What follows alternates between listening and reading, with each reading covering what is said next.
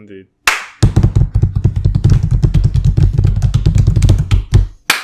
That's going to sound great to listen back to. Hello, and welcome to episode 54 of the Nerds at Large Gaming Podcast.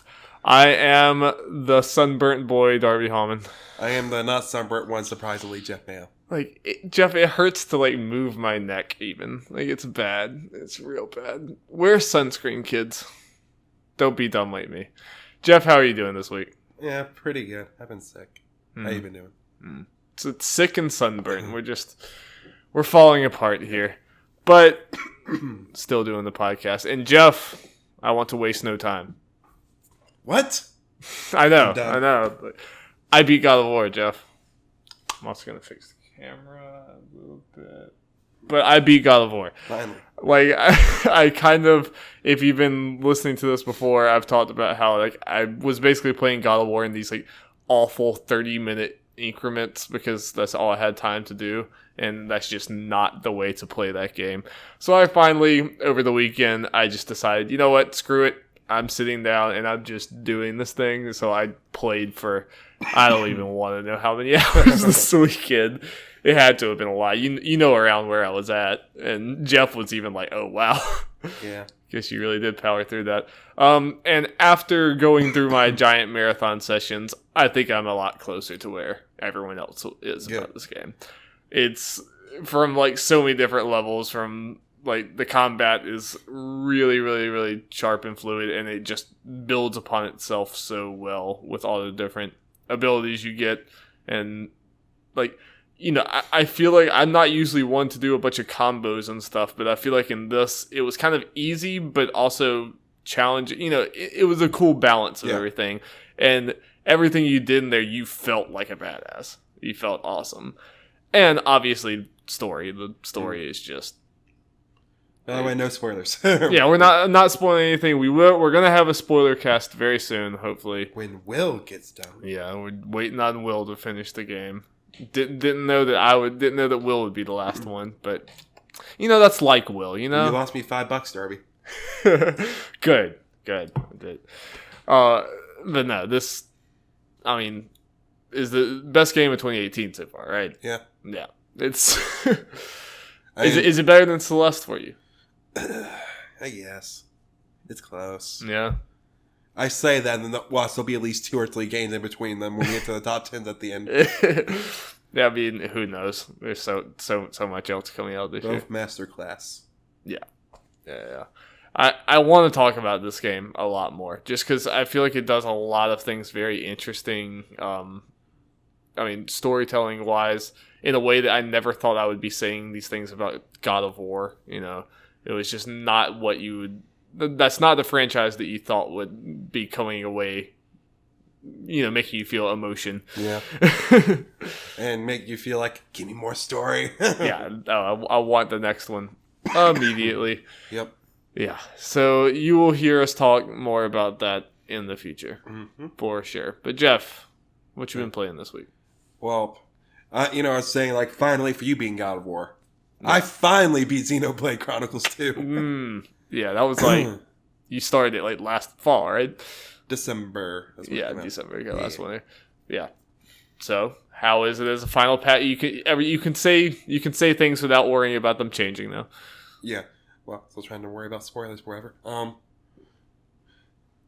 love this game. A lot of fun. I know a lot of people had a lot of problems with it. Yeah. For a bunch of various reasons. I think it's something. This is definitely the type of game where I wouldn't completely take everyone's criticisms at face value, because if you're a fan of this, it's for you. It's not for me. It's for Jeff. Yeah, JRPG. Yeah, so good. Yeah. Jeff told me some about I'm not gonna spoil it, but Jeff told me something about the end. And I know Darby never gonna play this game. Yeah, some crazy twists, and it sounds very cool. Just for the outside looking in, Jeff just describing to me what happens, I was like, okay, that's pretty hype. That's pretty cool. I'm not gonna go too much into the details because I've talked about the game enough. Yeah, honestly, and the only thing really add are story related stuff. So yeah. Well, this is where I can pimp our new series. Yes, Jeff, definitely pimp away.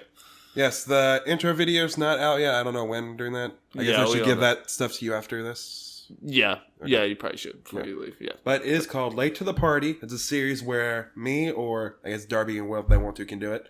Did I say the name of it? Yeah. Okay, yeah. Late to the Party. Yeah, Late to the Party series where me or any of them play old games that we missed out on in the past. And the way it's... Cliff Notes, the way it's going to be working is I'm going to be playing, at least for the foreseeable future, 2 old games at a time. Pretty much, I guess, 2 series within it. One is I'm going to be focusing on the SNES Classic and playing through all those games. And ranking them. Yes, ranking and reviewing them. Yeah. I don't know if that's the right word for it, but it's the way it's going to work. Yeah, more or less. And then just another game alongside of that. I just want to play any other game. 2 games right now are the Beyond Good and Evil. That's the game I picked. And Earthbound. And I picked that randomly by pulling names out of a hat. Yeah. It's in the video. But I kind of like this where there's the 2 different things of you doing that. Yep. But this is where you're going to be looking at them, like these older games through the lens of like experiencing it for the first time now in 2018. Yeah, I mentioned in the introduction video for the SNES games, a lot of these games I haven't really played before, very minimal experiences messing around with them. So. And I think that'll be a cool way to look at, like all the hype and nostalgia aside from it, whatever, like you're coming in with none of that. It's like, let's see how this game actually holds up. Like, let's see if you actually enjoy it. Really liking both so far. Yeah, I'm kind of glad Earthbound. Like, I kind of like that. I'm glad there's something like that. Yeah, because I'm interested. Like, you hear so much about Earthbound, but I honestly don't even know that much about it. And I'm very interested to see your thoughts on it. I'm glad it's not Super Ghosts and Ghouls. Be a bad start. It'd be a rough start to it. It would be a rough start. Yeah. I heard that game's hard. Yeah. But I don't really know when exactly this will be going up, but hopefully not too long from now. Yeah. Definitely have no idea when the first actual episodes will come out. Right. Instead of all me getting done with games. Yes, and it's whenever Jeff can have time to do it. But that will be one of the many new things. I feel like we're doing a lot of new things recently. And we got that Pokemon Nuzlocke. That's something else I played. I did some grinding last night. You're welcome, people. If they can ever watch it. It's so hard. I did grinding for 2 or 3 hours at least. It was probably more. Just putting in the work. I mean, we should just release. We should just record all the grinding and release behind the scenes of just you sitting there like watching TV while like pressing a button. It's just a 3-hour video of you just like. Yep. Clicking away. The quality content everyone serves. I mean, it'd be one thing if we were putting them out like daily or something, and the fact we're doing it one, weekly. Maybe 2 a week if we get to that point. Yeah, I only have so much time. Yeah, exactly. And with it being weekly, that gives me time. I can put in random Iggy Azalea and Ariana Grande songs and do stupid stuff. If it was just daily long videos, I would not be able to do it. And what are the context behind that stuff? Watch and find out. You gotta watch it and find out. All right. Well, you have anything else, or are we just gonna keep pimping our content the entire hour and a half of this I don't know. It's show? nice that we actually have content to pimp. I know. It's kind of like we're like 10 minutes in, and we've been able to like do this a lot. It's pretty nice. Did you play anything else?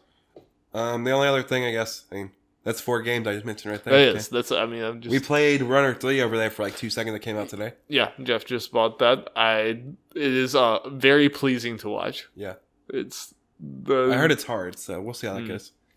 Just visuals and just the music and how the music builds as you collect things. Pretty cool. And you get to play as the voice of Mario. I haven't unlocked that yet, but I'm excited about that. Yes. The actual guy who voices Mario. Yeah. Plays him. Yeah. You said he's also the narrator, yes. right? Yeah. They're like, sounds what's the playable character? The guy comes up like, hi. Perfect. Sounds nothing like Mario. It's crazy. That's really, really weird. Jeff, hang in there, buddy. Like I said, I was sick. I'm still getting over it. I apologize. It's okay. He's gonna make it. He's gonna make it. Well, I didn't really play anything besides God of War, and I can't really. I don't trust myself to talk about that without spoiling things. So obviously, we're both getting Detroit on Friday, right? Oh God, that's Friday. Yeah. Yeah. No. I'm excited to see reviews. When is the embargo? Thursday, 2 days from now. Okay. And we're recording this. Very interested to see that. Very, very interested. People have played it. Yeah, I know. Yeah, I've heard people saying they beat it. Yeah. We shall see. But Jeff, while we're waiting to see that, let's get into the news. News jingle. Jingle, jingle, jingle. First thing, arguably some of the biggest news of the week. Yeah. Yeah. Whether we care about it as much as it's still big. Yep.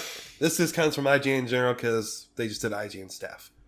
Call of Duty Black Ops 4 Zombie... Okay, just so you know, this article is just a rundown of everything they talked about the Call of Duty thing from last week, so it doesn't flow as well. Call of Duty Black Ops 4 Zombie Mode will have 3 maps at launch, as well as difficulty levels, tutorials, and custom mode with over 100 options, online challenges called Callings, and more. Black Ops 4's May 17th reveal event provided us with a first look at Black Ops 4 Zombies, including a Coliseum-themed map featuring only melee weapons, a cruise ship-themed map called Voyage of Despair. Its third map, called Blood of the Dead, was only briefly teased. Now with that, I don't know how much you saw, but for that ship thing, I think I read something that's like based on the Titanic. I saw, yeah. I'm surprised they didn't say it here. I am surprised too, because that seems like that would be the selling point of it. That's the weird. We might have just heard that, and people were just saying it like Titanic. I heard that on podcast at least that they were talking about that was set on the Titanic, which is really cool. Yeah, it's really interesting. Yeah. Okay, going on. Initial claims that Black Ops 4 would not have a traditional single player campaign at launch were true. Instead of a traditional campaign, Black Ops 4 will feature a series of solo missions set between Black Ops 2 and Black Ops 3.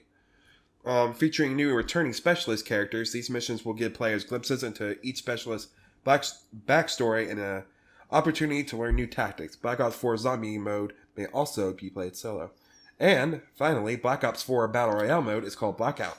It will be available at launch and feature a map 1,500 times the size of an average Call of Duty map with weapons, tools, and even characters from Black Ops multiplayer zombies available.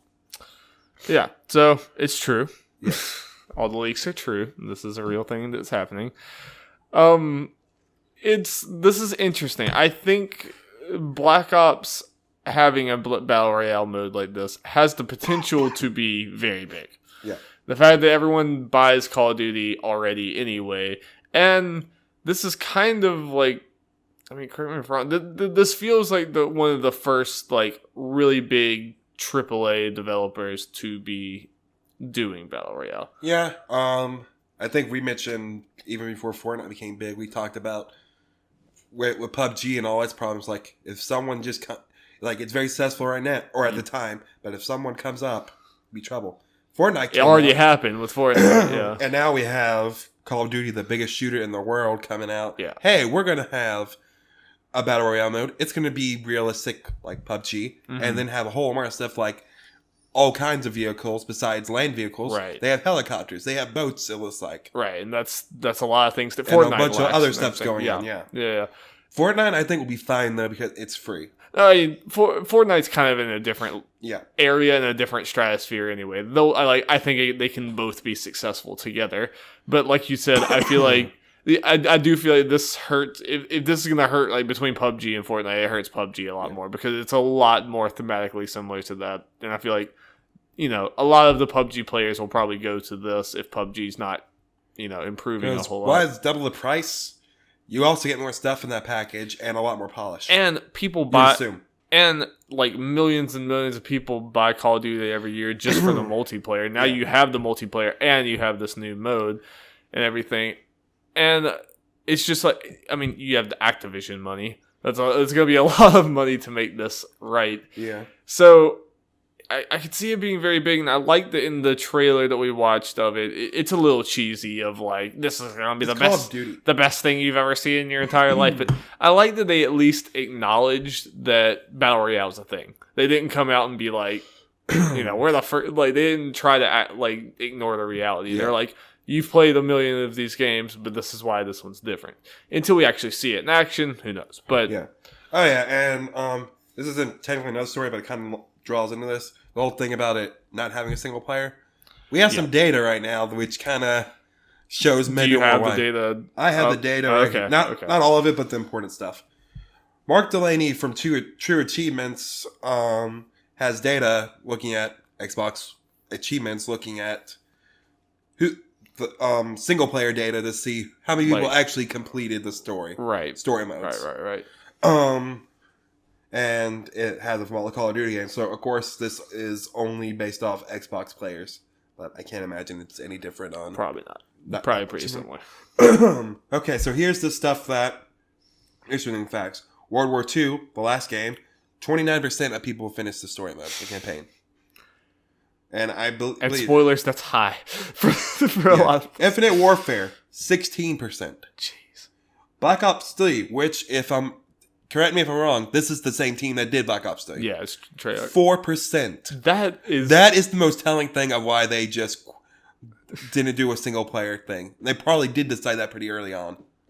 Potentially. I mean, from what did we ever, from the leak or whatever the rumor that happened, it said that there was going to be a single player and that they scrapped it at some point. Yeah. I mean, probably not like the only reason, but it's probably like something. At least part. I mean, that's why they knew like it's expendable because it's like that's the other was getting. Yeah, like if we're having problems with it, it's like all right, we'll just get rid of it. Yeah. If it's going to be a problem, you just get rid of it. The highest is 36% for Call of Duty 3. Back when. But that was that was back when it wasn't like the stories were part and of about most of the other ones are in the 25 to 30% range, which is still not good. Yeah. I mean, that's what, as much as like it's easy to like, the only reason I used to play Call of Duty games, and I still probably would if I could pay like $20 and just get the single player, but like I'm so bad at the multiplayer, and at this point I'm never going to catch up with everyone else with Call of Duty, so it's kind of pointless. And it's easy to, in our world and the gaming journalists and people we listen to, most of them also only really care about the single player. So it's easy to think that that's actually like it's an important thing when clearly it really kind of isn't. Yeah. Clearly the vast majority of people are not buying this for the single player campaign, and most of them don't even touch it. Yeah. I mean, even with those numbers, the people, it's probably not even that much a percentage or whatever that get it just for the single player thing. Probably a good bit of that could be, oh, I got the game has a single player thing, let's play it for the hell of it and learn to play this game. Most people, that's most people that probably actually finish it. So, question, Jeff. Do you think, I mean, because with all of this, do you think, like, number one, is Call of Duty going to get a lot of backlash for not having the single player campaign? Will it matter? And number two, do you think going forward, is the single player campaign going to be not there or like an optional thing? Whether the whole backlash thing, I feel like at this point it's gotten about most of it's going to be like all the backlash is really going to get, right? Unless the battle royale just really sucks. Yeah. I mean, I think getting this out now is smart before the game. But I mean, do you think in the future, Call of Duty just won't have this? I gotta admit, I mean, I kind of how the general idea of Call of Duty makes their games that whole thing, but I have to imagine if the next game already has one in place, it might do it. But if this game sells really well or better without that, they might just go ahead and say, okay, we're not doing this for the games going forward. Stop doing so depending what they're already doing, it might be a year or two before that stops. Right. Yeah. Or they just grab it because then they don't want to do the whole thing of they took it away, then put it back in, and now they're taking it away again. Yeah, which could be weird. Yeah, I mean, these Call of Duty games there's always a Call of Duty game in production. I mean, we all know that. Constantly going. But I could also see Call of Duty potentially going kind of like the Destiny route where it has a single player, but it's also part of the multiplayer, where you could like co-op go through it. And you're like, it's kind of, Destiny does this where you can like build a team, you go through whatever. I could see them going that kind of route. Now, this is my crazy businessman side. Okay, go for it. Yeah. Would be interesting to see them do, but I guess a little too late. Blackout is just the Call of Duty battle royale thing. They made that separate, and then that's what Treyarch focuses on. And then you have another one of the studios that focus on single player, and then maybe another. Maybe they all kind of focus on multiplayer in general. Yeah. But instead of the rotating game thing, they just do get in the game of a service thing, and the studios work on different things. That would be interesting. I mean, like, because here's the thing. I mean, I've always said that, like, again, I would pay $20 or even $30 probably for the story, and then if I didn't have to, like, imagine if they did do that thing at least with the battle royale, where they did, let's say, $30 or $40 even. Yeah.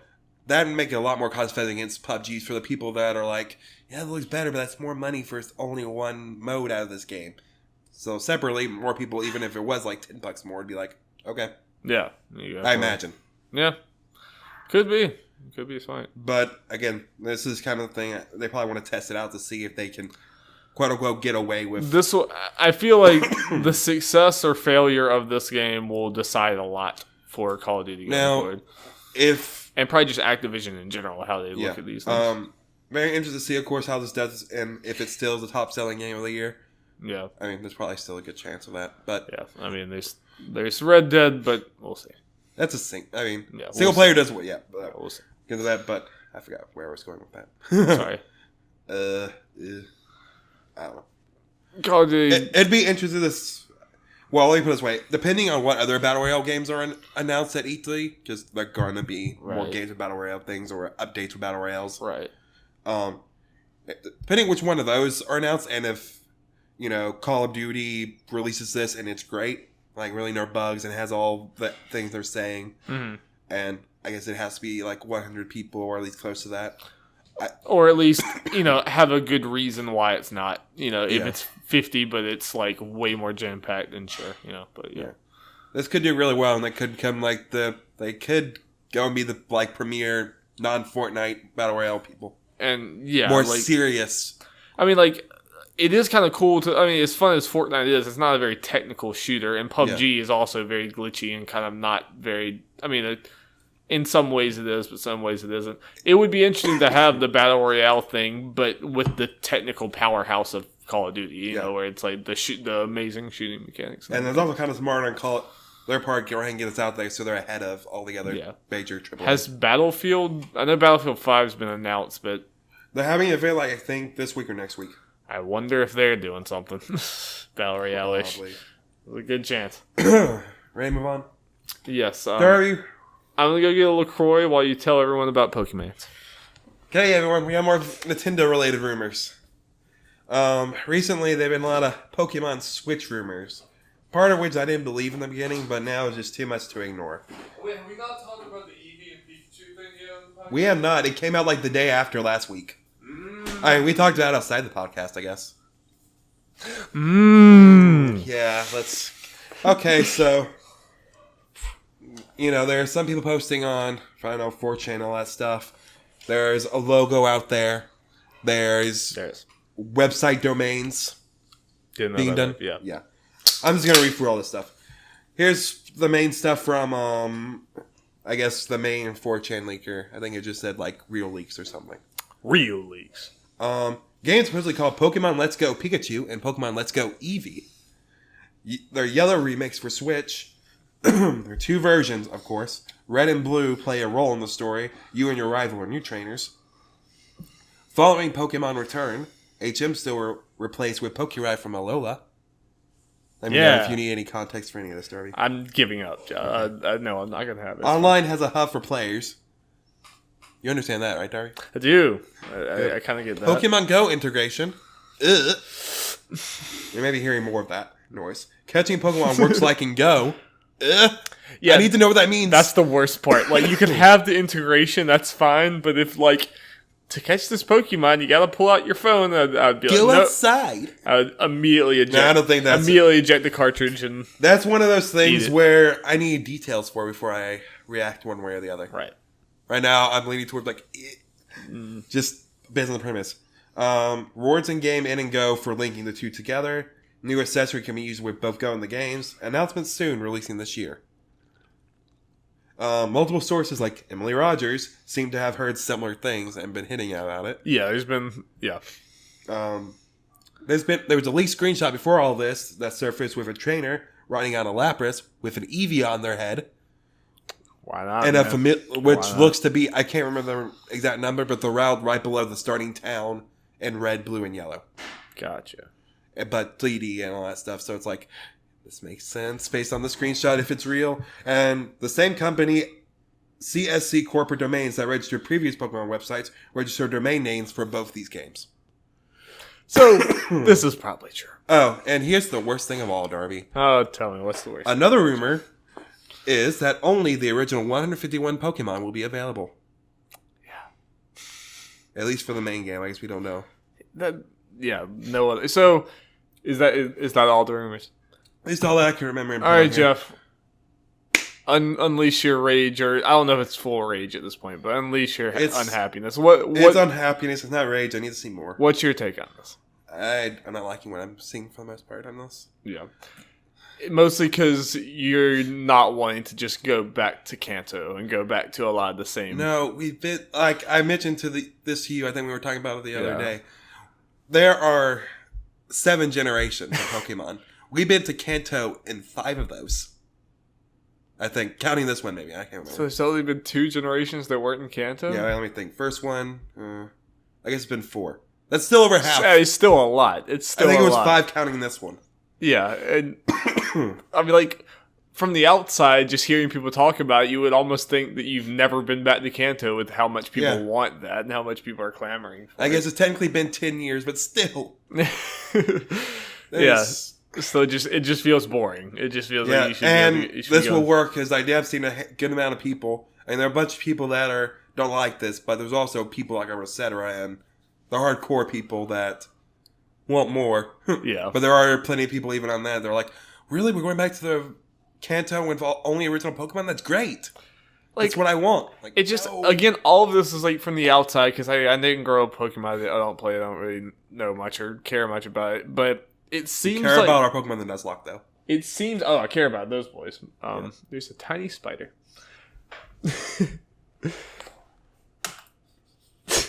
You got him. Jeff has conquered the spider. I conquered my fears. He has conquered his fears. Not really. He was. Oh, his heart was pounding that whole time. It seems like the whole point of Pokemon would be evolution. Yeah, and the whole point would be like, oh, it's a new Pokemon game. What new Pokemon are going to be there? Yeah, that's usually what I'm excited about. Do some people just like not care about? There are. I mean, it could be a vocal minority, but there are people that vocalize their distaste for any Pokemon past Gen 1 or 2. They think all those Pokemon are trash, but then when they bring it up, they bring up the literal garbage Pokemon and the ice cream cone, and that's it. Where I can bring up for Gen 1, there's literally one that's like a Pokeball, 2 of them, a magnet, sludge. I know those. Yeah. Yeah. Oh, wait, is the one that looks like a Pokeball the one that explodes? Yeah. Okay, yeah. And a little rock with arms. Is Mr. Mime in the 151? Yes. Then you have no argument. And Jinx, the racist one? Yeah, the racist one. Yeah. And they made her purple at least. They changed that at least. Then you have no argument. Those Pokemon suck. Those Pokemon are awful. Yeah. I'm not going to say every Pokemon after it is great, of course, but to say that only 151 had great Pokemon is just... And it's just boring to go back to that. But... at the same time with this thing, I'm going to be a hypocrite kind of like this, but even if this is all true, I'll be tempted because it's the first console Pokemon game. Pokemon, yeah. And how long I've been a fan, it's kind of an event thing that's a few weird... A lot of this is sounding very, like, kind of normal Pokemon-ish, though. Like, it's not really giving me the vibe that this is, like, a really big upgrade. No, that's the thing. It's more just like, that I mentioned this to you. That's one of those things I can't remember if I just mentioned to you outside the podcast. Who knows? We talked about it. But that's part of the reason when we were even before all this stuff specifically about this game, even hearing coming 2018, I was kind of like, no, because it's not going to be anything take more time. Right. Because that's what I would assume too. The fact that it's coming out this quickly means people had too many crazy ideas for what this game was going to be that even I knew there's no way. Right. Like I would have loved that stuff, but I knew, especially when these rumors started hitting about this year. And I just hate that, like, if this is just a normal Pokemon, it just feels like it's like we're wasting time. I want to, like, hurry up and just start making the really cool, like, innovative one. Yeah. But again, that's like, never gonna happen. These Pokemon, like, why would you spend so much more time and resources when these games sell? These games sell so well. So, if this is Kanto, and it is the original 151 and not many other Pokemon, is there a chance you just don't get this? Again, it's one of those things I need to see it, and console mainline Pokemon game. And the actual mechanics could be like really good and stuff, but well, you know, it really hurts more than anything, Darby. The fact is, if I get Eevee and the whole 151 thing's true, I can't even evolve it into an Espeon. Wait, was Espeon not in the 151? Nope, it was Gen 2. Did Eevee just not have evolutions? Or? No, it had 3 of them. Then they added 2 more. That's sad. That's sad, Jeff. Can't even get my favorite Pokemon. I know. Even though it's pre-evolution, it's in the game. Yeah. And in the title even though it literally says Eevee in the box that you'd be picking up. Yeah. I could get a starter that could turn into Espeon, my favorite Pokemon. It was like a dream come true, Darby. At least that part. That's sad. Eevee better than Pikachu. But right? I will say this. if based on this is not like honestly reading it again, just looking at it right now, two of those things are contradictory. The yellow remakes and the whole red and blue play a story role in the story, and you and your rival are new trainers. Yeah, that makes it sound like it's actually a sequel, right. Which I'm more okay with. So like red and blue were red is the trainer you play as. That's his canon name, and blue is your rival. Okay. So if they're based on a lot of the other rumors say like this is in the future, this is more of a sequel. Like so, red and blue are in the game, but you are not red and blue. Yeah, right? they are just in the story. Right. I'm more okay with that. If it's something different, like we're moving on. But the fact is that we potentially getting the 151 is the biggest thing for me. That I'm like, no, that would be boring. Yeah. Yeah. I hope for your sake.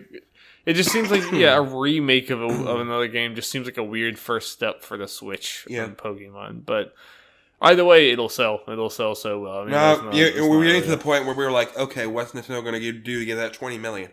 Pokemon and Smash and whatever else they have, it's an easy way to do it. Pretty safe bet. And if these rumors are true, we should get it like by next. By next week. I can get it. Nintendo, I mean, I love Switch and everything's been going great, but this, I think undeniably the first half of this year has been pretty quiet for the Switch. So they need some big hits this fall, and I think that... here's the thing. What we rumored / what we kind of know, we're getting Smash. Yeah. Where it looks like we're getting the Pokemon game. It looks like these games are real. Fire Emblem. Probably some other random stuff. Yoshi. I mean, that's just something at least. And whatever else they add. Yep. It's going to be very interesting. Honestly, I think the biggest thing to look out will be the Pokemon Go thing. If that's like some ham-fisted thing that's forced upon you, that's going to be annoying. Yeah. I hope that's just an option. We will see, Darby. We will see, Jeff. Might talk about it next week. Yeah, we might. Speaking of stuff we talked about last week. Talk about something the next week. This comes from Joe Scrabble. Jeff Way. That was awful. I'm sorry. I can say that much better. Whatever. Rage 2 will be released in spring 2019 and will be a fully open world game. Its developer described as a shooterverse. I love Bethesda. So yeah. Revealed in a press release alongside the game's first gameplay trailer, the game will cover a variety of post-apocalyptic terrain, from lush jungles and treacherous swamps to sun-scorched deserts. The game returns to the original's focus on both over-the-top gunplay and vehicle combat with upgradable guns. Nanotrite powers, currently we only know of a devastating slam attack and a lethal energy push and overdrive, the ability to push your gun beyond the mechanical limits. It turns into a mech. Yeah. Oh, that was it. Okay, sorry. The last thing I realized is pretty much restating the first sentence. So okay. Yeah, so, I mean, I think last time, correct me when we recorded the podcast, we did not have the gameplay trailer, right? We did not. It was technically announced that day, and then the next day after we recorded. We had, the really kind of dumb live-action one. This is, the gameplay trailer, I mean, it's definitely not one of those things that, I watched and I'm like, I'm sold on Rage 2. I'm buying Rage 2. It's definitely not that, but I was like, it kind of looks interesting. It has, I like the bright color aesthetic they have going on there.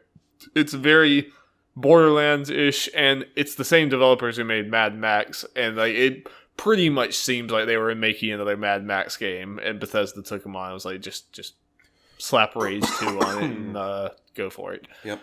Which is interesting to me, and I think it's kind of absolutely brilliant to get this announcement out now instead of E3, because now almost every gaming podcast I'm listening to has a whole segment dedicated to Rage 2. Yeah.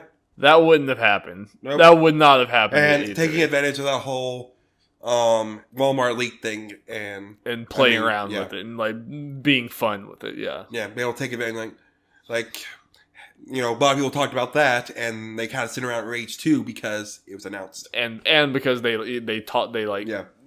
basically verified that the leak was true. It kind of sucks for all the other games of that leak, and it doesn't necessarily. Most of those games were kind of already known / announced. They were. Rage 2 was honestly one of the more. It was the only one I would say would have been a surprise. Yeah. Yeah. But, like, now, so everyone's talking about Rage 2, and from what I've heard, I mean, like, the first Rage was kind of, like, from a lot of people's perspective, kind of a forgettable game. Like, a lot of people didn't even play it, but now everyone's talking about this because it's a new Bethesda game. So, very smart marketing there. Yep. And it's also, like, I've heard people talking about it, it's definitely, you can kind of see how much the gaming industry has changed, and you look back at the first Rage, and just all the shooters back then were, like, brown and, like, beige and these, like no color, and it's just gritty and boring looking. And then now it's, like, bright colors all over the place. And you look at that, like, Horizon has, like, bright colors all over there. Like, Halo's even become, like, very bright and everything. And, like, the new Fallout games were bright. Like, Fortnite. I like that games are embracing color. Yeah. Like, I think it's a lot more interesting than just beige. Burnt orange. But will any of them get as colorful as Splatoon? No.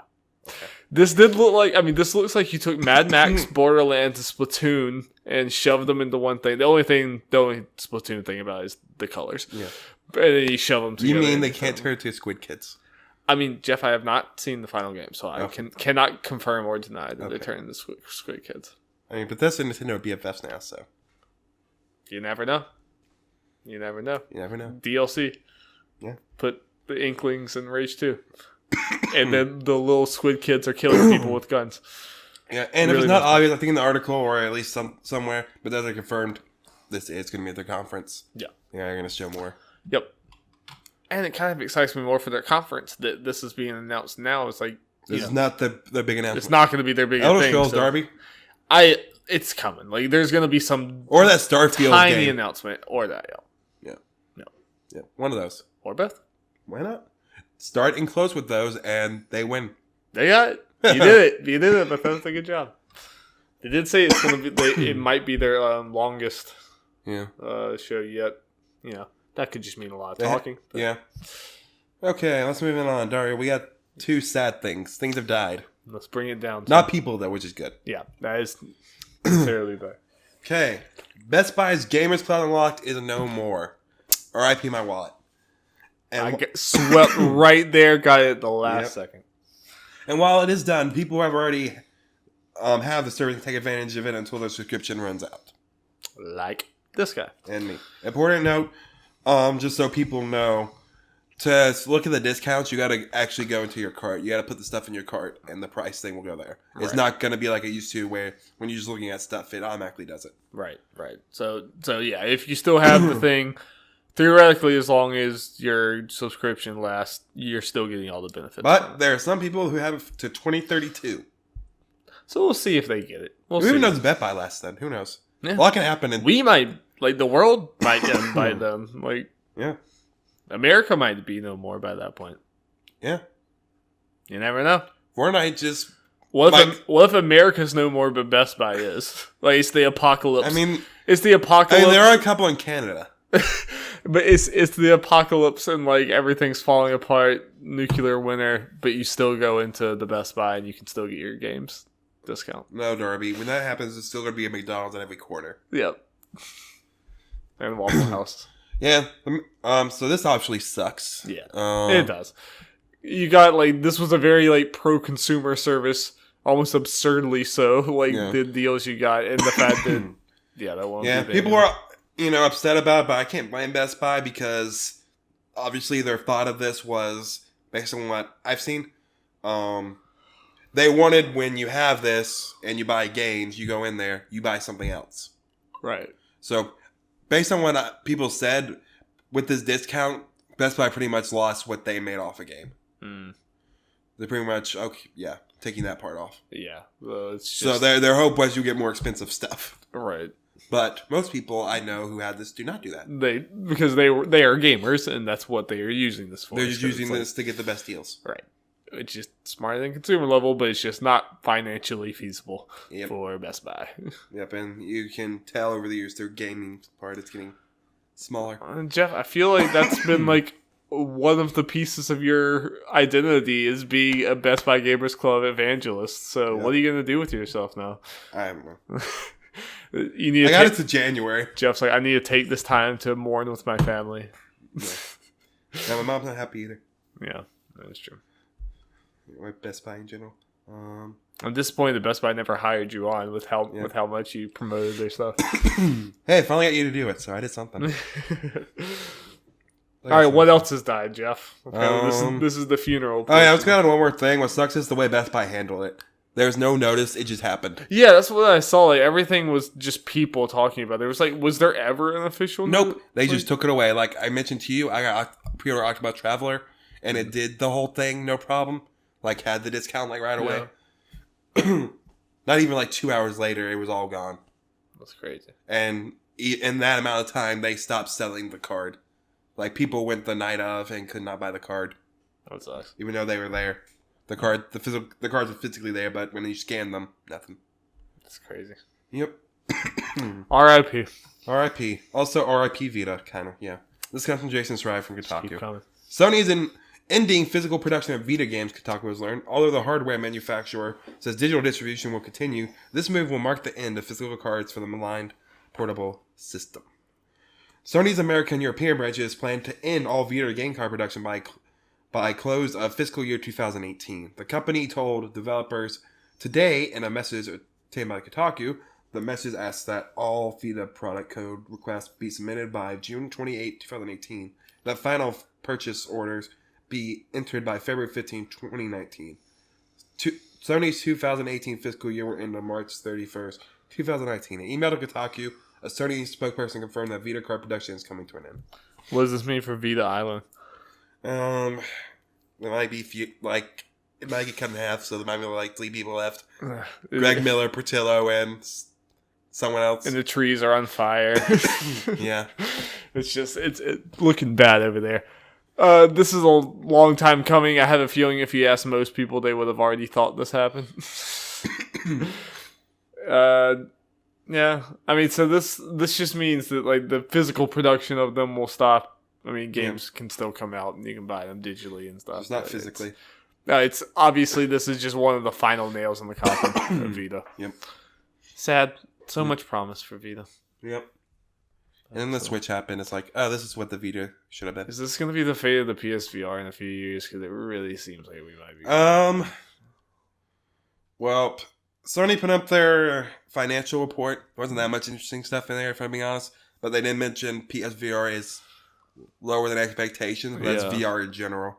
Yeah. And they didn't expect it to shoot off right away, so. Yeah. We'll see. What sucks is View is also in the same predicament, which is bad for my mother. Because she uses that. Yeah, I don't know anyone who uses View. So I would not be surprised if that gets sunsetted as well. We'll see. And we'll see. This next story is very interesting. Yes. Kind of want to talk to you about it. Yes. How do we pronounce that name, though? That you brought it up. Oh, God, no. Don't throw me into the fire, Jeff. I was excited. Now you... All right, Philip. I think we can agree on Philip, right? Sure. It's a weird spelling of the Philip. I'll go to the name pronounced online. You go. Okay. You go. Resident Evil 7 is coming to Nintendo Switch, though it's not really what you expect from your typical port. The title will be released exclusively on the Japanese eShop this week, and will only be playable via the cloud. What? While Capcom has stated that players will be able to experience the game on Switch while playing both docked and undocked, they will still need a stable internet connection to do so. Resident Evil 7 Cloud will include all 4 DLC packs released on console and PC, thus making it a complete collection for the 7th iteration in the series. Players will be able to experience the first 15 minutes of the game for free, but will be prompted to buy a 180-day service pass if they like to keep playing past the trial period. Pricing it currently set at 2,000 yen, which roughly translates to $18. Save files will also be stored in the cloud, rather than the console itself. Capcom has stated that save files linked with inactive accounts may be subject to deletions. There's still no information on availability in other regions, but this second announcement may very well fall in the days leading up to E3. My searches were not a success. There was no pronunciation. So Philip Mucinex. Philip Mucinex from IGN. Okay, Jeff, what do you think about this? This is weird, man. It is very weird. Like, so You see, you only download like a portion of the game, but you like stream. So it's like PlayStation Now. Yeah. Kind of where this is how it's getting around the fact that the Switch has trouble playing this thing. So it should, along with your internet connection, could look better than it would be if it was a straight port. Yeah, and like the fact that if you download this on the Switch, that would like need the entire Switch's memory too. Yeah, that kind of thing. So this is like it's weird. This is the first thing we've always talked about. Like the Switch won't be able to play a lot of these like bigger games. Some of these like big third-party games will never come to the Switch because it just can't play it. This is like a weird workaround that they are obviously doing. I wonder if this means that we're gonna see this in the future. I mean, like, I feel like depending on how this does, that could be a thing in the future, which I don't know how I feel about. Like, especially since, like, because if you don't have a good internet connection, this is gonna suck. Well, and then it defeats the purpose of the Switch because you can't take it out of your house. That too. Yeah, exactly. Yeah. But even if this happens with other games, I don't see any world where I would be like, yeah, I'll do this weird streaming thing instead of buying it on my PS4. Yeah, and at least with the way this is you paying $18 roughly. They'll probably just put up the 20 if they were to do it here, to just rent it technically for 6 months. I didn't even know about that part. Yeah. It's weird. Yep. I don't really think this is kind of a very inelegant solution. Yeah. For playing these type of games. And this is only in Japan right now, and it kind of makes sense more in Japan than it does here, where, you know, like PS4s and stuff aren't as big there as they are here, and the Switch is big, and, you know, handhelds are big and everything. A lot more people have Switches. But, I mean, this is where I feel like we're seeing kind of the limitations of the Switch come out, because you're having to do this weird streaming thing just to get these games to work. And I guess depending on how this works, you might need to buy their Switch Online thing. Yeah, probably. Or if this is a separate thing, I don't know how this will work. I'm not sure. Maybe it wouldn't be. But either way, I'm glad at least that it's priced less. Yeah, I'm glad they're not charging all the DLC $60 for it. So I mean, I guess it's a way you're getting Resident Evil for cheaper, but it's also a little annoying. And at least with this, they give you can play the first 15 minutes to, I guess you would assume, test how it plays. Right. And if you can't really get it working, then what's the point? Yeah. Then not for you. It is weird. I would not have seen this coming. For some reason, I just would not have really. I don't know. It'll be an interesting thing if people like it for some reason. Imagine it's less work. If it works well, it could be you're getting these games for cheaper or something. But it's just most third-party games, big third-party games like this that would require this, I would just rather play on my PS4. Yeah. When it's a smaller indie game on third-party, then I want to play that on the Switch. But, you know, let's see. Yeah. I could see, like, even something like, I could see Monster Hunter World coming to Switch in this type of way. Because it's already weird enough that a Monster Hunter is out and this big and not on a Nintendo platform. Yeah. But we're getting one in August. We are, but Monster Hunter World's the one that is blowing the heck up. So, yep. Well, we will see about all this. See that. That's my prediction right now. Is if this does well, Monster Hunter World's an upcoming one. You can see that. Well, speaking of things that are only announced for Japan at the moment, this comes from Brian Ashcraft from Kotaku. Now consider PS3 classics. Yakuza 3, 4, and 5 are getting remastered for the PS4 in full HD. Hey. Famitsu reports that the game will basically be the same as the originals, but run at a crisp 60 frames per second and looks kick-ass at 1080p. That's editorializing, Brian. Yeah. Maybe not everyone thinks it looks kick-ass. Yeah. I may think it looks awful. Yeah. Fake news. Yeah. The first of the three, Yakuza 3, will be out on August 8th in Japan. Nowhere international releases yet. Cool little thing. I can imagine, depending if they're happy about the sales for Yakuza here, these will come over. Yeah. It seems like we've gotten all these other ones. So we got like the remakes, but it's only of 1 and 2? Yes. Yeah. So, and I might be wrong. Jacob, if you're listening, correct me if I'm wrong. He usually is. Thank you. Yeah, thank you. No, thank you, really. If these came over, all the Yakuza games, if you count Kiwami 1 and 2 as 1 and 2, would all be on PS4. Yeah. Then that sounds right to me. Yeah, so that'd be good. That would be cool. You got the full collection. Yeah, because I know there are plenty of people that are like, with 6 in particular, like, yeah, I want to play it, but I just played 0 and Kiwami 2's coming out, and then they're still through. Yeah, and 5. I know Jacob said that like 6 is not a place you should jump in at. You need to play the other ones. I like that, like with the Yakuza, it just seems the last like year they've made it like more and more convenient to like new people coming in. There's like here's all the Yakuza games all on PS4. A lot of them remade and stuff. It's cool. Yeah. Like you're kind of like running out of excuses for Yakuza if you really want to get in them. Yes, other than the fact that there are 7 games to play. I mean, that is a big excuse, but at least you having access to them. You have access to all of them. Yes. On one system if this all comes over. Yeah. Again, unless they're unhappy. I wonder how much money you'd have to spend total to get all the Yakuza games. Yeah. I mean, you could always wait a little bit. I mean, look at it this way. You're playing for them all. By then, all of them might be less than $20. That's true. Yep. It's true. Yeah, and since these are re-releases...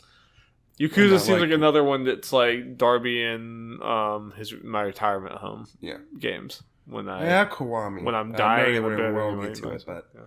Anyway, yeah. Okay, Darby, ready for some Ubisoft related news? Let's do it. Okay, these next little bits are from their earnings report, which came out.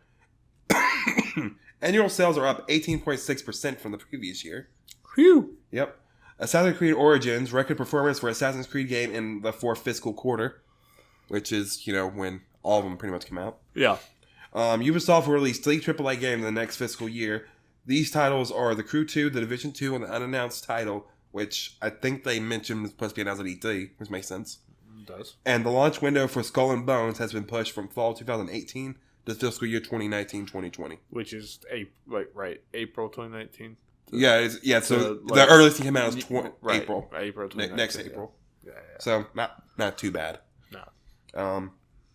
And news not related to earnings report, the Mario Plus Rabbids DLC called Mario Plus Rabbids Kingdom Battle Donkey Kong Adventure has gotten more details. The DLC will be about 10 hours long, according to Ubisoft, and will feature the team of Donkey Kong, Rabbid Peach, and Rabbid Cranky Kong. Of course. Yes. I did not know that was happening, and I love it. Go watch the trailer. It's pretty great. Yeah. And the Game Explained did their discussion because people got to play it. They played 2 hours. That's cool. And said it was great. Man, hats off to Ubisoft. Yeah. I feel like, again, if this is 10 hours, it's $20 they've already said for a 10-hour game. No, that's awesome. This is a separate thing. I'm just talking about in general with the fact that like it was not very long ago. It really seemed like Ubisoft was never going to be a company again after Vivendi and everything. And they're just like, I mean, like most Ubisoft games I play or whatever, like they're all like really good. Like there's some that are not like for me or whatever, but like Far Cry and even seems like Assassin's Creed Origins did a lot of things and Watch Dogs and everything. Like Ubisoft just killing it. One of the unannounced games is Watch Dogs 3. Could be in Japan. We are remember Jeff, me and you predicted it last week. Yeah. Watch Dogs 3 in Japan. It could be. I could see that. I could definitely see that. Or another new IP. E3. When did Watch Dogs 2 come out? Like when exactly? It was sometime last year. I don't remember exactly when.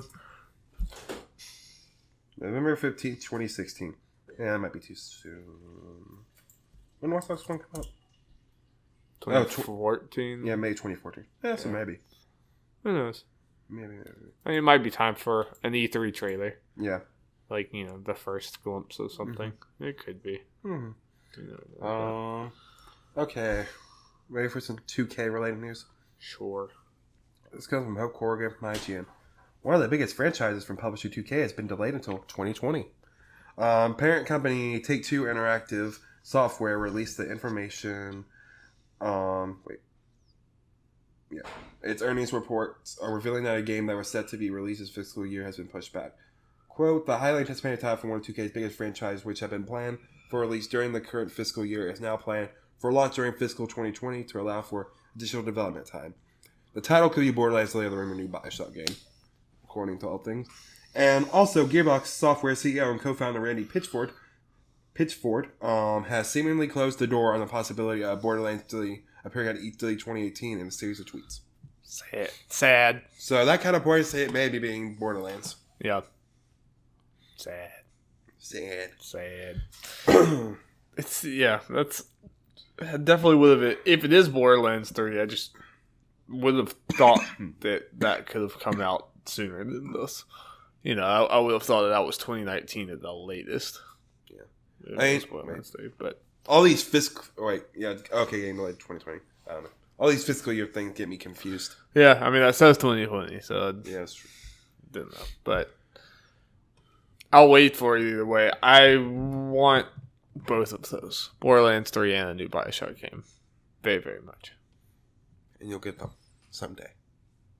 Just probably 2020. Actually, BioShock technically like 2020 sounds like the future, right? Yeah, that sounds like. But it's 18 months away. Exactly, but it does not sound like it. I mean, doesn't when you hear 2020, I still think that's like robots and I think that's we're cyborg arms and jet cars and stuff. We're still in the early teens, Darby, in my mind. We're about to be in the 20s again, Jeff. Yeah. When people say the 20s, they're still they're talking about the 1920s. So is that ever going to change? How long will it take before when people saying the 20s, you'll actually be referring to the 2020s? Which still sounds weird. The moment we get into the 30s? I don't know. It's only going to take 10 years. I guarantee in 2030, when you say the 20s, they're still going to think you're talking about 1920s. I mean, it's not going to be long after that. I think it will. I mean, I feel because the 20s are still so culturally relevant. Maybe it'll die off, but I wonder if in the 1920s, the 20s are still getting less and less culturally relevant. They are, but in 10 years, Darby. Yeah, I think so. I think so. I think we remember things more now. Maybe back in 1920, when you said the 20s, they still thought you meant the 1820s, but I kind of doubt it. But maybe. I think it's gonna take another 50 years. I gotta imagine people will just start calling it the 20s. I bet we're gonna forget this bet, but this is a bet. Okay. We don't have exactly timetable around it, but whatever. All right. In 2030, when it becomes 2030, we'll ask some random person something about the 20s. I mean, we do it right away? Yeah. Hey, man, you said or sometime in the 2030s, okay? Okay, we'll do it. I'll even let you pick. Okay. We're going to forget this tomorrow, but probably. Okay. Okay, here's some more sad news, I guess. I'm not necessarily surprised. This comes from Evan Campbell from IGN. Shenmue 3 won't release this year as originally planned. Instead, will come out in 2019. Publisher D. Silver gave a brief update on the game to explain the delay. The extra time will be used to polish the quality of the game even further, the high standards it deserves, and release the product in the best possible time frame. Name it says. So, did anyone actually expect it to come out this year? Nope. I didn't even know it was supposed to come out this year. They shouldn't have if they did. But when reading further, I saw it was really supposed to come out last year. I'm like, ha! That's a joke. That's a joke. I mean, when they announced in 2015, they were pretty much saying it's just starting. Pretty much, they were going for crowdfunding. Yeah. So I mean, even normal production, it shouldn't be ready now. Give it time. When it comes out, those re-releases. If you want it to be good, then give them time. Yep. We'll have that. Yeah. Last regular story, I guess. This comes from Alex Gilead from IGN. Devolver Digital will be hosting a big fancy press conference for E3 2018. The press conference will be held on June 10th at 8 p.m. Pacific Time and 11 p.m. Eastern Time live via Twitch. Devolver Digital promises this year's conference will feature actual game reveals, but has warned viewers to also expect blood and possibly loss of life. So it's going to be an acid trip again. I'm all for it. Yep. We need something to get it between all the business suity stuff. Yep. I imagine time frame wise is going to be wasn't it last year after Bethesda? Shortly after. Yeah, I think it was really late. Yeah, this should be after Bethesda. Okay. It'll be a nice cool down from all the game announcements and stuff. Okay, let's just go watch people stab each other and ride on jetpacks and freaking roll around the ground naked screaming. Or whatever Devolver Digital is going to do. I don't know. It might be weirder than that. It might surprise you. I surprise you. Ready for NPDs, Darby? I am, Jeff. It's NPD time again. Now, folks. now, are these NPDs going to have blood and loss of life? Some of the games do. Close enough. Yeah. Number 1, to the surprise, I assume no one. God of War 2018. What? You mean it wasn't Donkey Kong Tropical Labo? No. I realized that could have went Labo, and that would have been funnier. So Yeah. I kind of like switched halfway. You know, The PS4 exclusive from Santa Monica Studios achieved the highest ever launch month dollar sales for a title launched exclusively on a PlayStation platform, and Sony was April's top selling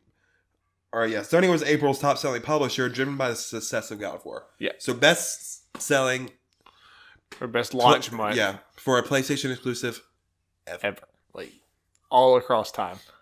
Yeah. Pretty crazy. It's Yeah. pretty awesome. So yeah, like more than all the Uncharted games, The Last of Us, everything.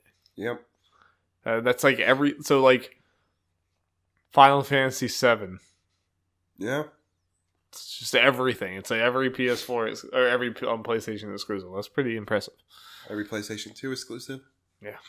I want to know like how much it's actually sold, like like actual copies. Like I wonder. I do wonder how. We'll get big that it's at gonna some get. point. It's gonna be crazy. Because it's high enough where Sony's like, here the they're gonna be bragging about that. Yeah. They'll let you know for sure. Also, no surprise, Far Cry 5 is number 2. Nope. MLB 18, the show, is again at number 3. Was it number 3 last year? Yep, and apparently there's like record numbers for MLB. I said last year, and then I said last semester. Let's try last month. There we go. What's that for back? Number 4, Labo Variety Kit. That's surprising. Yeah, the Robo Kit was apparently at 21.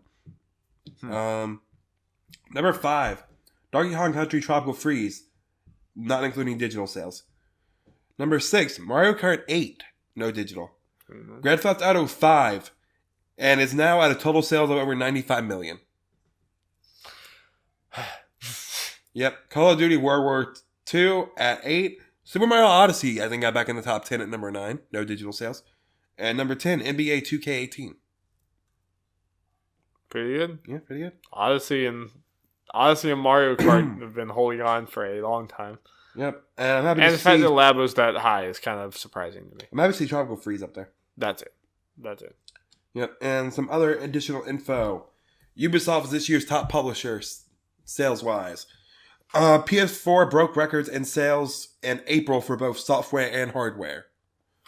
Year-to-date spending across video game hardware, software, accessories, and game cards is up 15% when compared to the same period a year ago to $4.2 billion. Growth has occurred across all categories of spending. That's definitely good, especially considering that last year, like, the Switch was new. Yep. So, I mean, there was a big bump with that, but that's been continuing. So, it's making Nintendo's goal for 20 million Switches. Yep. More If feasible. Pokemon and Smash come out, Oh boy. Yeah. And because we're far enough in the year, here's our top 10 selling games of the year so far. Let's do it. Number 1, Far Cry 5. I mean, Multi-platform. Number 2, Monster Hunter World. Not that surprising. No, not after everything that's Yeah. happened. Number 3, God of War. Not surprising. Nope. Number 4, Call of Duty World War II. Number 5, Dragon Ball Fighters. Yay! That's good. Yeah. Number 6, Top 5. Grand Theft Auto 5. I mean, it's still impressive. It is impressive. Oh, it is. It's definitely impressive. But I say his name like multiple times every month for this. Never stop. Number 7, NBA 2K18. Number 8, MLB 18 The Show. Number 9, PlayerUnknown Battlegrounds. Not including digital sales. Oh. Or not digital sales, PC sales. Okay. Doesn't include Xbox Live sales because that's about all the way you can get it. Okay. And number 10, Mario Kart 8. Yeah. Whoop, whoop. So PUBG is actually still selling a good bit right now. Yeah, I think it was like just out of the top 10. Yeah. That's good. It's so awesome to see fighters that high. Yeah. I'm glad because it's just such a well-made game. Yep. And like, I want them to be like, make more of these. Stay away from the awful 3D fighter ones. And since we are talking about fighters, I didn't put it in this news, but we got release dates for the next DLC. Cool. Merge Zamos and Vegito. They soon? May 31st. Not far at all. Yep. Cool. Hype. All right, Jeff. We running along, so let's get into this game. Game time. Time for Darby to lose at some new game that Jeff has. Okay, Darby. You know what we're talking about those percentages for people finishing Call of Duty? Yes. Did you look at that article? Like, were there other percentages or something? There was. No, I did not. Okay, good. They talked about other games in there. Oh, God. So, unfortunately, there were only 9 of them. Okay. So, I got 5 things for you. That's good. I'm going to give you 2 series. Okay. And you're going to tell me which one had the highest single-player completion percentage. Okay. So it's just which is higher. There's no numbers that I'm having to guess. No. Good. Yes. You got a 50-50 shot. Okay. And at the end, because there is one duplicate, then I'll give the percentages. Okay. First one, Mass Effect and BioShock. Okay. That is very interesting. Those are good ones to pair. Because they're pretty similar. Yeah, and all these have a decent, percentage gap between them.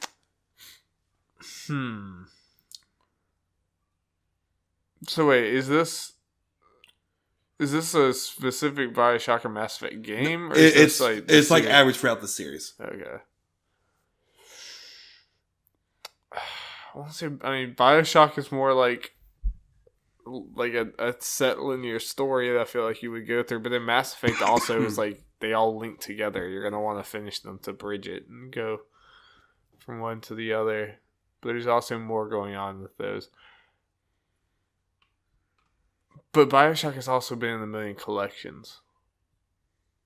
Would that count? The people buy the collections and never play it? I honestly cannot tell you. I'm going to say Mass Effect has the higher. Correct. Yes. Haha. I think the collections might skew that a lot of people buying the BioShock collections and not actually playing. Mm-hmm. Yeah, so to win, you got to get 3 right. Okay, number 2, the Batman Arkham series versus Dead Space series.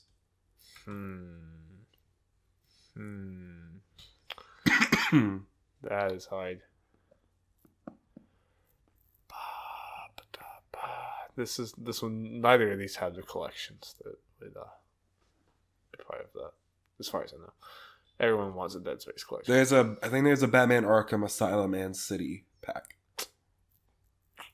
I believe there is. I'm gonna say Dead Space has the more completion. That's correct. Yeah, look at me. Heck yeah. Okay, third one, and this is probably the closest. Yeah, this is the closest percentage-wise to each other. Oh yeah, do you have the percentage of these? I do. I'm just gonna wait till because it is one duplicate. Okay. I don't want. Yeah. Okay. Yeah. Battlefield against Call of Duty. Oh well. And you at least have some idea for. We just heard how horrible Call of Duty is. I think more people buy Call of Duty, more chances to have people not do. I'm going to say Battlefield has the more. Correct. Yes. So you win. Yeah. Darby's doing it this week. Too easy. I'm doing it. I should have added some crazy stuff in this. You're making me feel good. Does that count for something? Yeah. At least I'm thinking these out. I'm not just BSing. Okay, next one. Gears of War or Halo?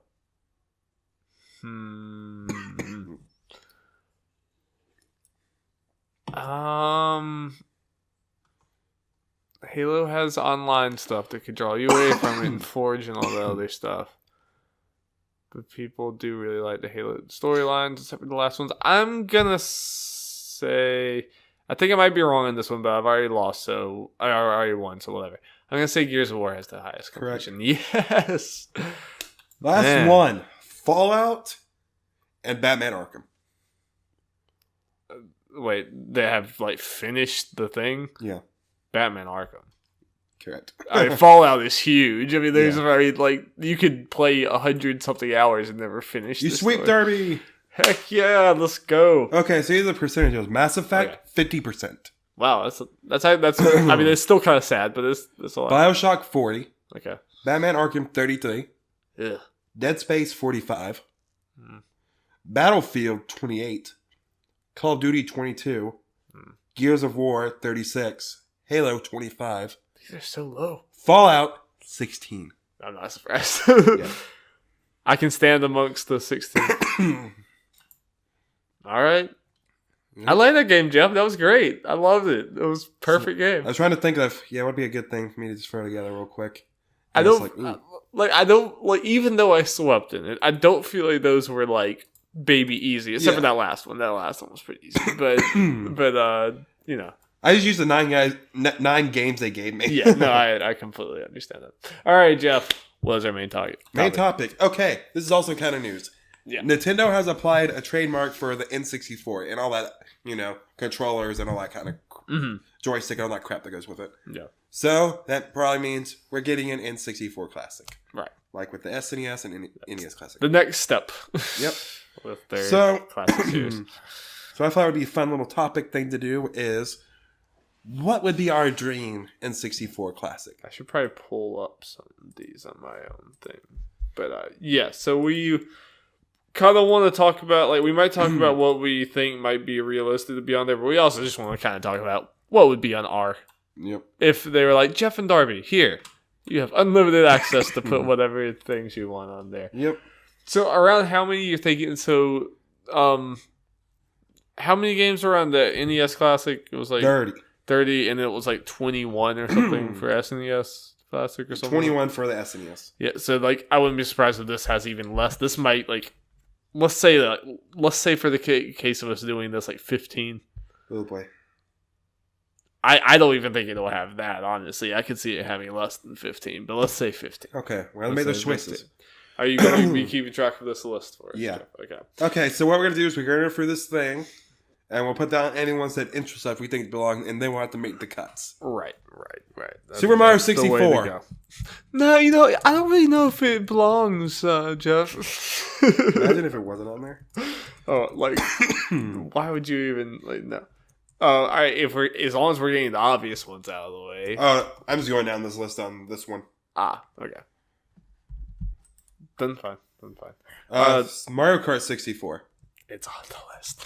It's on the list. I don't know what you're talking about. This might be a case of, I think this is like a ranking thing, so a lot of the ones might be in the beginning that we do, but we'll see. Yeah, I mean, we can go to something else if you want, but we'll see. We'll see. GoldenEye. Like, I bet it's going to be very hard to get on there. Like, if it actually happens, I doubt it'll be on there, but GoldenEye is, has to be on there. It's one of the most, it's one of the biggest games. Like, yep. Yeah. Ocarina of Time. Okay, maybe we'll get to some not obvious ones at some point. Smash. Maybe. Pokemon Stadium. I want it. We want it on there. Yeah. Do people like Pokemon Stadium that aren't us? I think there are people with nostalgia for it. I like that a lot. Donkey Kong 64. Yeah. Yes. Of course. Of course, Jeff. Of course. Diddy Kong Racing. Of course, Jeff. Of course. Star Fox 64. Yes. That's one of those real talk ones. If they did make it. It's going to be on there. Yeah. Banjo Kazooie. So, do you think there's a chance of that actually happening if they did? I feel like Microsoft might play ball. Microsoft has been a lot more buddy with them. Pokemon Snap. No. Can I veto that? Sure, why not? I mean, do you care about Pokemon Snap a lot? I have some nostalgia for it, but it's not technically a good game. Yeah, I would rather. I feel like there's better games to be on there, like Majora's Mask. Some might say top 10 game of all time. Like, I don't care that you're putting Ocarina and Majora's Mask. You're doing it. You're putting both of them on there. Like, that'd be dumb. Star Wars Episode 1 Racer. I don't think I've ever played that game. I think I did. But you know what I have played? Wave Race? Mother Lovin' Wave Race. God, I mean, that game's so dumb, but I loved it. Like, I feel like we played that all the freaking time at your house. This dumb jet ski game. Pokemon Stadium 2. I'll refer to you. I feel like it's one of those we don't need both stadiums. Yeah. And 2's better. Like, I don't really... honestly, I don't really remember which was 2's the one we played more because I had more Pokemon. That's the one with Flaffy. Okay, then that's the one that I was thinking of anyway. Then I would say just put 2 then. Yeah. Mario Party. I mean, there are multiple on there. I don't know. I can't remember exactly which one. Multiple on N64. Yeah. I think the first 3 were on there. Okay. Then I don't know. We'll just put a Mario Party. Mario Party. Yeah. Perfect Dark. This is Perfect Dark on the thing. Yeah, that's a rare title. Yeah. Just go get the rare replay. You don't need this. I mean, I have it. Yeah. You in general. Mario Tennis. We got Tennis Aces. Yeah. I don't know. Is Mario Tennis like a really big game for 64 or something Maybe that people think about? Maybe. I mean, we were blasphemy for saying. Obviously, Tony Hawk's Pro Skater. Some people probably have some thoughts, but I'm mainly joking. I think of that more as a PlayStation thing. Also, yeah. I know people love Rogue Squadron. I didn't really play it, but yeah, that's the one I played. I can't remember. I'm not sure. My grandma had one of these games. I played it. Do you have much a place in your heart for Kirby 64: The Crystal Shards? I don't know if I ever played that one. Because I don't know anything about it. Well, that's one that they put on there though. Because it's Kirby. How about Banjo Tooie? I think we just need one Banjo game, right? Yeah, I'm sure they would just put one if that happened at all. What about Turok though? Paper Mario. I kind of want Turok on there. Turok's just dumb. I kind of want it on there. N64. I wanna. Do you still have your N64? I feel like I do somewhere. Does this still work? I remember us having to like. It was like falling apart. We had to like hold it together, but just I don't know. Like, system. F-Zero X. I don't know if that's one most people remember well. I don't know. This is our list. I don't really think we played that. Bomberman 64 though. Bomberman's pretty great. I feel like we're gonna have to cut a lot. Oh well. Obviously, Conker's bad for Mortal Kombat. Yeah. I mean Castlevania. Or would you want the older Castlevania? I don't know much about the. Jeff, I'm sure you would want Harvest Moon, right? It was your favorite game. I don't know it. That's your absolute favorite. What about Rayman 2? I don't know really which one I played that one. Alright, well, do you want to fight for that one, Jeff? Yeah, let's put it on the list. Right. Did you want to put Castlevania? I don't know which Castlevania this is, so maybe I'm not qualified to. I think of more of the old Castlevanias, so I think we can leave this one out. Okay. Well, that's all of this list.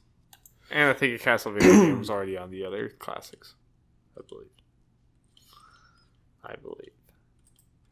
Well, are there other N64 games that stand out from your childhood that you would absolutely? I'm trying to think. I mean, it's one of those things I played most of the big ones, so. Were you a Yoshi Story kid? I don't think I ever played it. I guess not.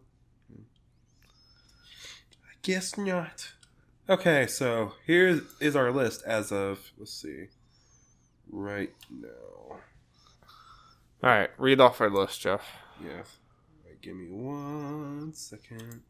Okay, we got 22 right now.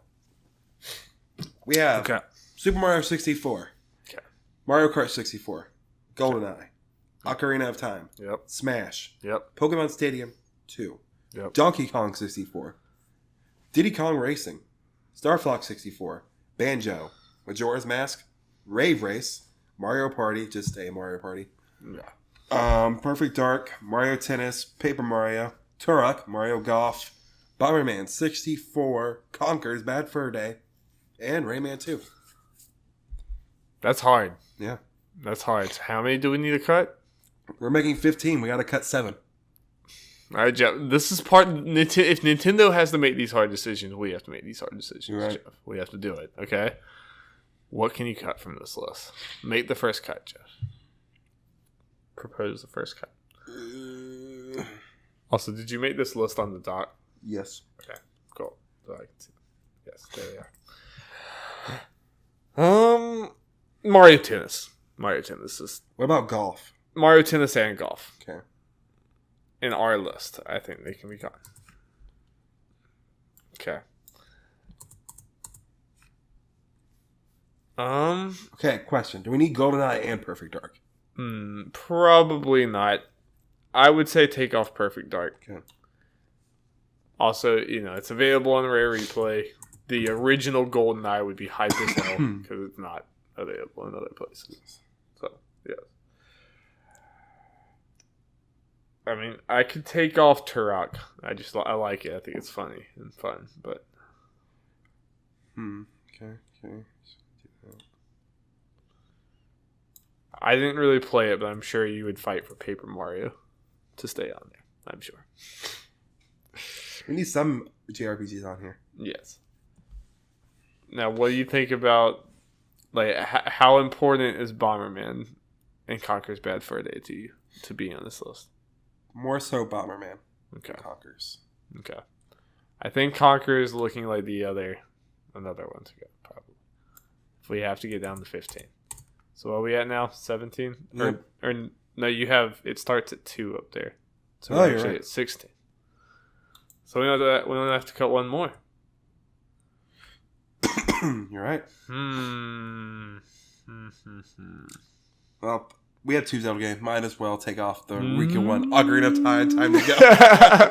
And Jeff offends the world, like everyone in the world, except for the one man sitting next to him. My gut just says get rid of Rayman 2. Yeah. I have some nostalgia, but it stands out on this list. Yeah. I feel like some people would be like, how in the world are you keeping Wave Race and taking away Rayman? But man, yeah, Wave Race was iconic in the N64. And it's actually a Nintendo game. And I loved it. Jeff, I'm okay with this list. Yeah, so final list. All right. This is what it would be if we were able to choose the games for the N64 Classic. Jeff, Super Mario 64, Mario Kart 64, GoldenEye 007, Legend of Zelda Ocarina of Time, Super Smash Bros., Pokemon Stadium 2, Donkey Kong 64, Diddy Kong Racing, Star Fox 64, Banjo-Kazooie, Legend of Zelda Majora's Mask, Rave Race 64, Mario Party, Paper Mario, and Bomberman 64. Heck yeah, man. I would. This might be the first one. If this came out, this would probably be the first classic I would get. Now, let's look to to see like which one of these games are actually realistic. Yeah, let's do it. Super Mario 64, duh. It's happening. It's actually happening. Mario Kart 64, duh. GoldenEye, like if they like, I could see this being, if they were able to get the license and do all that stuff, this could be like the big draw of this, is that you get the original GoldenEye. It's none of that stupid remake stuff. It's like, it's here. So I think it's possible. Well, and with that, they get Banjo-Kazooie at least, and I don't know like how much they need from Rare to get Diddy Kong Racing. Yeah, I'm not sure. What's the relationship there. So wait, who owns GoldenEye? Microsoft, I think, technically at least owns part of the rights. So, I mean, what do you think? What do you think the chances are of that? I mean, Nintendo also has enough of their own games to not have that. Yeah. So weirdly enough, when you look at this list, I mean, I'm sure we missed some stuff compared to the SNES and NES. There's less third-party games. Yeah. I mean, I feel like most of the games I remember from the N64 were Nintendo games. Yeah. But, Smash and Ocarina of Time. Yes. They're both on there. Yeah. It's obvious. Pokemon Stadium 2. I'm not sure. Yeah, I could see with all the different games, and I feel like there's some others that we cut on here because they don't mean as much to us that will mean something to other people. Yeah. I could see it'd also be putting a Pokemon game on there. Would you? Yeah. But I'm sure Pokemon Company has to have some things saying that. Probably. Yeah, I can see that not there. Donkey Kong 64. I think it would be on there. I think it would still be on there. Diddy Kong Racing is that owned by Rare, or is that still like a Rare? I feel like they own just like part of the rights to characters. Like Banjo was in this game. This is where Banjo premiered. Right. So to do a one-to-one thing. Yeah, I mean, So would they go and take characters out? That seems like that would be weird. Yeah. I could see it not being in there because of that. When it comes to that. Star Fox. I mean, if they do get Microsoft on board with the stuff, get like GoldenEye and Banjo, then yeah. And it's not out of the realm of possibility, definitely.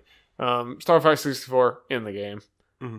Banjo-Kazooie again, if they could get the rare thing. Majora's Mask, the only reason I want to be in there is if they're like, we can't have two Zeldas. And I would be like, yes, you can put it in there. Those are two of your best games.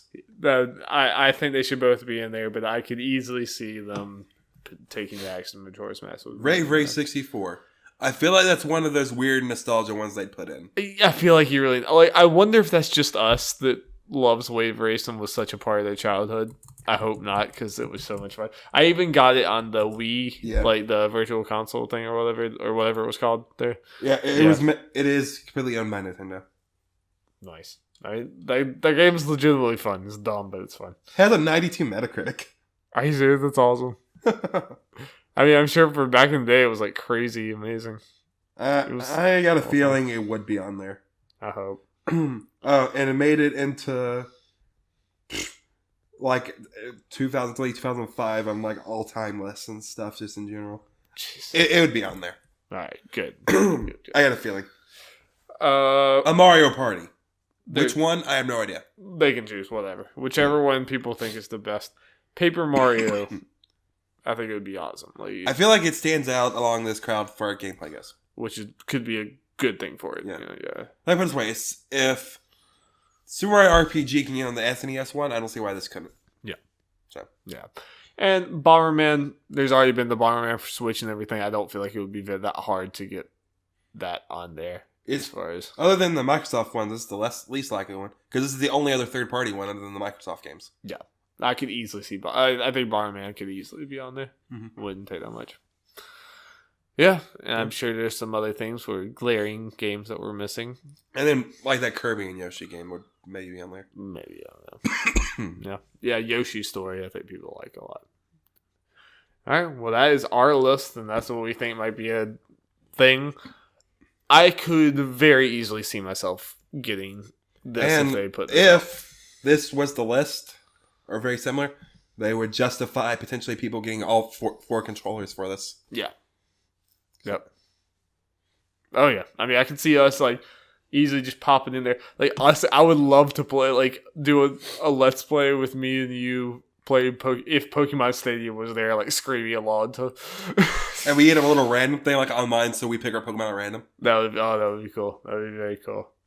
That would be like this thing in general. I feel like the other ones were like cool, the SNES and NES, and like so a lot of those are like very old school games that I didn't necessarily experience because I was way too young or not alive, obviously, from all of them. But this is one where it's like absolutely like me, you, probably Alex and Olivia and a few of our other friends. This would be at least one full night of like we're just going back through this, and it would be such a nostalgia. Like this would give me what I see other people feeling about the SNES Classic. Like this would be our version of that. Plus, we'd have a good Mario Party to play. Yes, which we sorely miss. All right, well, I think that'll do it for us today. That was weird. Thank you so much for watching. Make sure you tune in. Potentially next episode or the episode after. I'm not really sure. Next episode after. For our E3 predictions, where me, Will, and Jeff are going against each other. I'm betting this time. Jeff's involved. Will come away victorious again, or one of us. Have you ever beaten him? I've beaten him in little games like we've done here, but I can't remember if you won like the. We've only done. Well, how many things have we done? We did the E3 thing last year. We did Game Awards and PSX. Did we do at least one more? I think we only did those two big ones. Weird. I felt like there was at least one more where I wasn't in and you two were doing it. I might be wrong. But I know we've done smaller things. Yeah. And I've beaten them in some of the smaller games. But I think we've only done the two big games. Oh. And I think this will only be the third one. So he has won both of those, though. I'm not saying that things are going great. Things are not. going too smoothly, but we steer the ship, we turn the ship here. And you're in this too, Jeff. It's not just me against Will. You can come up here and dethrone him yourself. So, yeah, you can do it. You gotta just be... Or I could be in last place and sink back into just making the bets. But God, there's Nintendo. You will get those Nintendo points. Unless I get too crazy. Unless you get too crazy. So look forward to that. Also, check out our Pokemon Nuzlocke run that we've been doing over on YouTube. I'm pretty proud of how it's been going. It's been pretty fun. And I don't know when it'd be out, but tomorrow when we're playing, we're going to the first gym. Yes. Yeah, that might be a few episodes from now, but we'll see. I mean, just go watch it. It'll all be there for you. You can go boom, boom, boom, back. Ariana Grande is involved in it. You have to kind of see how that... And slavery. Yeah, Pokemon slavery. But don't worry, Ariana Grande is going to end it. All right, anything else you need to pimp or plug? Again, look forward to Late to the Party. Yep. You're doing that. Don't know when the first official episode will be out. Nope, but look forward to it soon. And God of War Spoilercast. And Deadpool 2 Spoilercast. And our Avengers Infinity War Spoilercast out. Yeah, and our Avengers Spoilercast is already on YouTube or in podcast services under Nerds at Large Spoilercast. Jeff, we have so many things that we can plug now. It's crazy. Why do we even have? We should have the whole podcast just promotions. Yeah. All right. Thank you so much for watching. Thank you. Bye.